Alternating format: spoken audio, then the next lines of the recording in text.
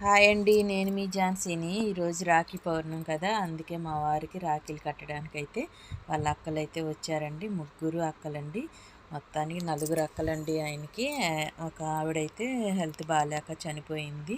వీళ్ళైతే every year మాత్రం రాఖీ కట్టకుండా అయితే ఉండనే ఉండరండి. నా పెళ్ళైన 25 సంవత్సరాల నుంచి చూస్తూనే ఉన్నాను. ఒక్క ఇయర్ అన్నా మిస్ అవుతారేమో చూద్దామంటే ఒక్క ఇయర్ కూడా మిస్ అయిందే లేదండి. వీళ్ళు మాత్రం ప్రతి ఇయరు ఎక్కడున్నా సరే వచ్చి ఆయనకి రాఖీ కట్టని మాత్రం ఉండలేరండి వాళ్ళు. వాళ్ళ తమ్ముడంటే వాళ్ళకి చాలా ఇష్టం. ఆయనకి కూడా వాళ్ళ అక్కలంటే చాలా ఇష్టం. ఒక ఆవిడైతే మిస్ అయ్యింది నలుగురిలో. అందరికన్నా చిన్నవాడండి మా వారు. వాళ్ళందరికీ చాలా ఇష్టం అండి. ప్రతి ఇయర్ ఇలాగే జరుపుకుంటూ ఉంటారు రాఖీ పండుగ అంటే. మా ఆడపడుచులు చాలా మంచోళ్ళండి. వాళ్ళు నన్ను కూడా చాలా బాగా చూసుకుంటారు.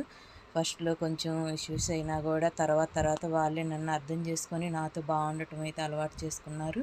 వాళ్ళు నన్నైతే ఒక్క మాట కూడా అనరు. నేనంటే బాగా గౌరవిస్తారు. మమ్మల్ని మాత్రం చాలా బాగా చూసుకుంటారు.